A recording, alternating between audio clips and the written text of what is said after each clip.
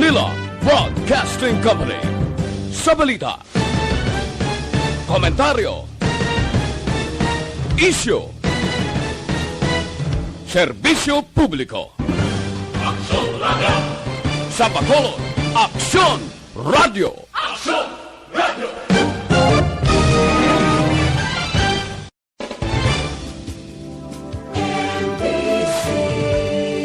Manila Broadcasting Company. Sa balita, komentaryo, issue, serbisyo publiko. Aksyon Radio! Sa Bacolod, Aksyon Radio! Aksyon Radio!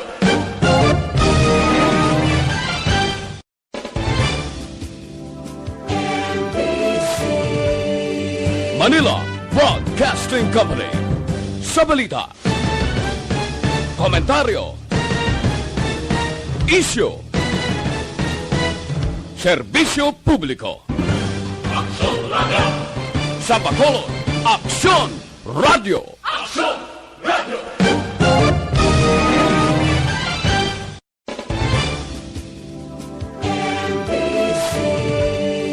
Manila Broadcasting Company. Sa balita, komentaryo, issue, serbisyo publiko. Aksyon Radio!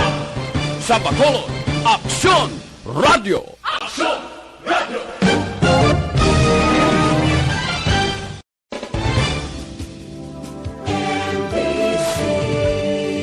Manila Broadcasting Company.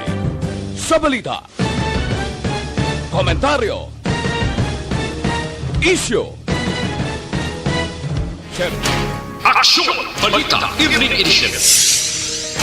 Magadulong sa inyo sang mga nagapanguna ng balita lokal, national, international, sports, kag entertainment. Aksyon! Aksyon! Balita Evening Edition. Kagkaroon ang inyo news team. Aksyon Balita Evening Edition. Mayong gabi syudad sa Bacolod, Western Visayas, kag bugos nga Pilipinas. Welcome na sa pagpangalagad sa Aksyon Balita Evening Edition. Karon nga daw Merkules sa Nobyembre 11 tuig 2020. Kitan kita live sa mon official Facebook page kag sa YouTube channel ang Aksyon Radio Bacolod kag babatian pagi sa www.actionradiobacolod.com.ph. Kaming inyo mga tag-balita. Aksyon and Defensor. Aksyon Day Salazar para sa mga headlines. Una kita sa mga balita lokal. Driver sa ambulansya patay 3 pilason matapos nagbonggoanay ang 3 ka mga salakyan. Kapitan sa Barangay Sumag sa syudad sang Bacolod dag positibo sa COVID-19. Sa balita national, Manila judge patay matapos ginluthang siya clerk of court. DOH sa plano nga ipa-exempt ang probisyon sa procurement law nga advance payment sa pagbakal sa COVID-19 vaccines. Sa atong balita international, Brazil health regulator ginsuspend ang clinical trials ng Sinovac COVID-19 vaccine sa China. Sa sports balita NBA, formal na nga ginaprubahan ng 2020-2021 season deal. Kag sa atong balita entertainment, Liza Soberano ginpatagang rason sa malapit isa ka bulan nga hindi aktibo sa social media. Detalye sa mga balita lokal pagkatapos gidamang sini.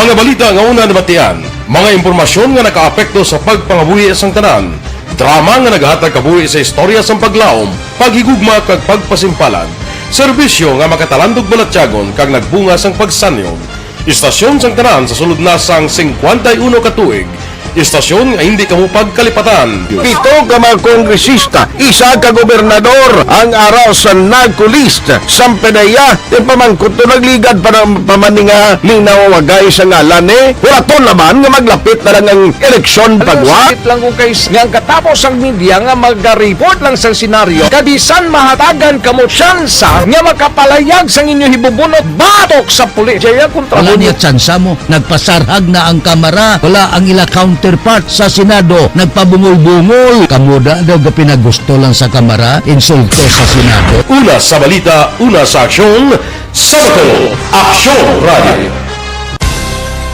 Today, DOA is confirming that a 38-year-old female Chinese patient under investigation, or PUI, is positive for the novel coronavirus 2019 DAS-CoV. I issued an order to Executive Secretary Mijal Dia clearly laying down the responsibilities of each department in implementing the Bayanihan to Heal as One Act. Makabig nga pinakadako nga hangkat nga natubang sang pungsod Pilipinas ang COVID-19 pandemic.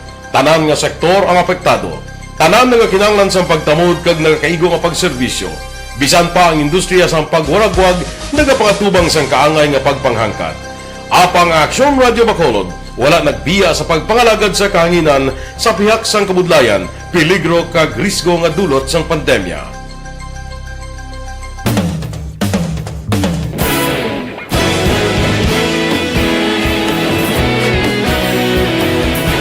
Sa sunod na sang 51 katuig, nasaksihan ang dedikasyon sa Aksyon Radio Bacolod sa pagdulong sa mga balita kag impormasyon para sa interes sang mga pumuluyo. Pila na ka henerasyon ang nag-agi, komitido sa gihapon ang Aksyon Radio Bacolod nga mag-alagad sa kahanginan nga tampad, wala sang ginadampigan kag ginahalungan ang kamatuuran. Sa duwa sang mainit nga away sa politika, ang istasyon nagapabilin na nga patas sa pagtalakay sa mga isyu kag problema. Bilang tagbantay sa kamatuuran, ginatagan sa importansya ang tawhanon nga kinamatarong kag nagakaigo nga proseso agud mawaragwag sang husto ang balita kag malikawan ang paglaptas ang salak nga impormasyon.